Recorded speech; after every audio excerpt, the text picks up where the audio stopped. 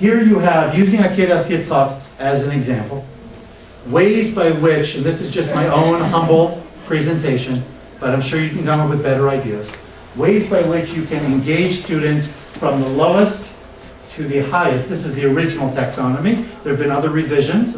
Everybody knows that, I'm sure. But here you have everything from defining vocabulary and listing what the 10 tests were and locating shifts in the narrative. Very basic, what we call recall, simple knowledge.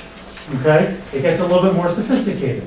Restate the purpose of a test. According to Ramban, why does Hashem test us if he knows the outcome? Great question, huh? Okay, different conversation. What was Avram's dilemma at the time of the command? The dilemma included killing a child, the notion that Hashem is a loving God, his future, right, etc., etc. Go a little bit further. Application. Interpret Pasuk Yudala, which is probably the hardest pasuk of the entire parak. It's very counterintuitive. It doesn't read fluidly. And Rashi has a lengthy process by which he tries to explain what is Hashem Yira'eh and the promise and the future. Okay? That's an application. In illustration, right? Illustrate the timeline. What was the scene looking like? What is an Akeida? Most kids think an Akeida is a shechita. They think it's a korban. They don't realize it's the binding of the hands and the legs. And Rashi brings a raya. Sorry about that. I don't know what I did, but something bad, obviously. Rashi tells us that it's because when the akudim are the animals that Yaakov Avinu had, right? Because they had rings around the ankles. Because if you hold it really tight for a while, all of a sudden the blood disappears and it becomes white.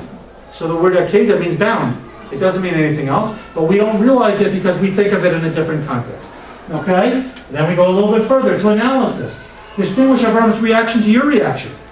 How do you think you would respond if you were in the same situation?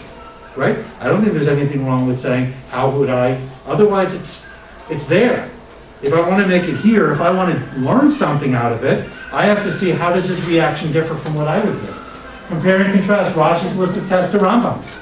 Right? You might be familiar that there are 3 Rishonim, Rabbeinu Yonah is the 3rd, 3 different lists. There's some overlap, but then there's some unique qualities. Rashi includes the Medrash.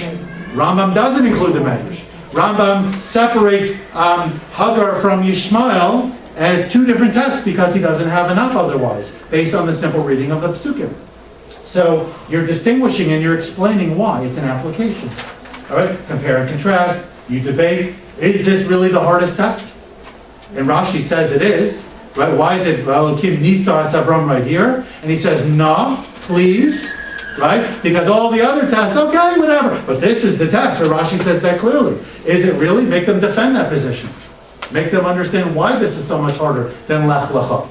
Why is this so much harder than anything else Avraham has had to do until now? Then you move on to synthesis. Compose a tefillah that Yitzchak might have said at the moment he's up on the Mizbeach. All right. Okay. Avraham Avinu, what was his tefillah? You know, it's interesting. The Akeida, it's a very powerful narrative. Almost no verbiage whatsoever.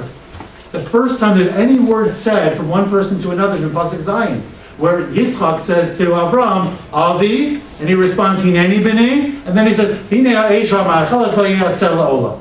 Right? And Kli Yakar is a fantastic approach, not for now, about what's going on over here. And the notion of parenting and love and the whole relationship. But it's all based on that. So obviously the emotions are extremely high, right? We might not see it in the text, but you can feel it. You can sense it. If you just have any connectivity whatsoever, it's right there. And then move through the process. Imagine a different outcome. What would it have been like if HaKadosh Baruch Hu did not intervene? Okay? Now, if you think that that's somewhat out of bounds, Ramban does it. Ramban, not in that context, but Ramban says that if not for Avraham taking Sarah and the whole group down to Mitzrayim in Perek Yud Beis, there would, at least he implies, there wouldn't have been the later outcome of Yaakov and his family going down. Because he draws based on the general principle of, why is it not coming to me? Masa Avasum Lachanim. He uses that principle to say, because of this, therefore this. So we see the Rishonim are grappling with the outcome. The outcome in the story based on different choices that we make. Because they are choices. At the end of the day, Abraham could have said no. Right? He could have not brought Yitzchak there. Yitzchak could have said no. Yitzchak was 37 years old. He's not a little baby.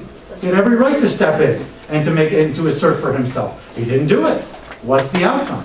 Okay? And then finally, this is very hard, because evaluating Anshe Tanakh, evaluating the conversation, always very difficult. I'm not suggesting that we do it directly. But minimally, what are the tests that we experience, and how would we rate those? How would we evaluate our reaction to a test? I think that's fair. Asking a person, what is a test you had recently, could be based on the Machavero. It could be based on how you responded in a moment of anger. It could be based on how you responded when your sibling hit you over the head. Whatever that would be, right? How would you respond? It makes them take the learning, and it brings it much more to what we call lama'asa, to practical terms.